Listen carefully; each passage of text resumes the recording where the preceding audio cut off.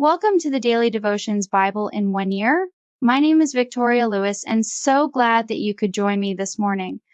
Today's reading is from the Old Testament. Join me as I summarize today's scriptures.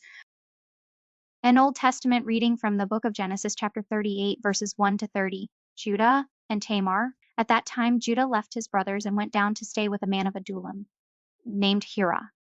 There Judah met the daughter of a Canaanite man named Shua. He married her and made love to her. She became pregnant and gave birth to a son, who was named. She conceived again and gave birth to a son and named him Onan. She gave birth to still another son and named him Shelah. It was at Kezib that she gave birth to him. Judah got a wife for his firstborn, and her name was Tamar. But Judah's firstborn, was wicked in the Lord's sight, so the Lord put him to death. Then Judah said to Onan, "Sleep with your brother's wife and fulfill your duty to her as a brother-in-law to raise up offspring for your brother." But Onan knew that the child would not be his. So whenever he slept with his brother's wife, he spilled his semen on the ground to keep from providing offspring for his brother. What he did was wicked in the Lord's sight. So the Lord put him to death also. Judah then said to his daughter-in-law Tamar, "Live as a widow in your father's household until my son Shelah grows up." For he thought, he may die too, just like his brothers. So Tamar went to live in her father's household. After a long time, Judah's wife, the daughter of Shua, died. When Judah had recovered from his grief, he went up to Timnah, to the men who were shearing his sheep, and his friend Hira the Adullamite went with him. When Tamar was told, "Your father-in-law is on his way to Timnah to shear his sheep," she took off her widow's clothes, covered herself with a veil to disguise herself, and then sat down at the entrance to Enaim, which is on the road to Timnah. For she saw that, though Shelah had now grown up, she had not been given to him as his wife. When Judah saw her, he thought she was a prostitute, for she had covered her face.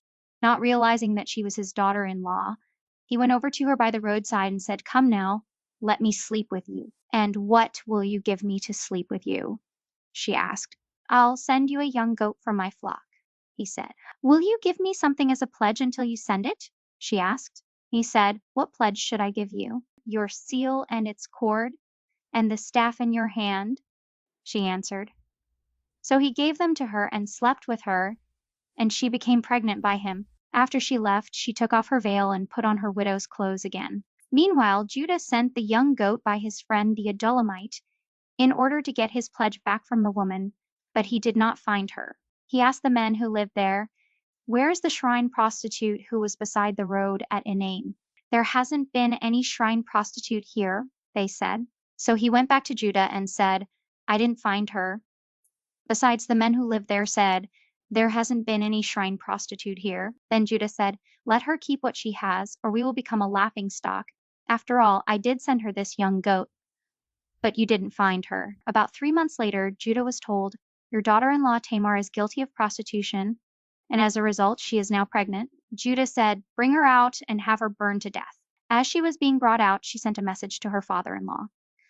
"I am pregnant by the man who owns these," she said. And she added, "See if you recognize whose seal and cord and staff these are." Judah recognized them and said, "She is more righteous than I, since I wouldn't give her to my son Shelah." And he did not sleep with her again. When the time came for her to give birth, there were twin boys in her womb. As she was giving birth, one of them put out his hand. So the midwife took a scarlet thread and tied it on his wrist and said, "This one came out first." But when he drew back his hand, his brother came out, and she said, "So this is how you have broken out." And he was named Perez. Then his brother, who had the scarlet thread on his wrist, came out, and he was named Zerah. Thanks so much for watching. Join me 3 times a day, every day, as we capture the entire Bible and all of its wonders in 365 days. For other scriptures, consider watching all 4 parts of my series, Old and New Testaments, Psalms, and Proverbs. Thanks again. God bless and Godspeed.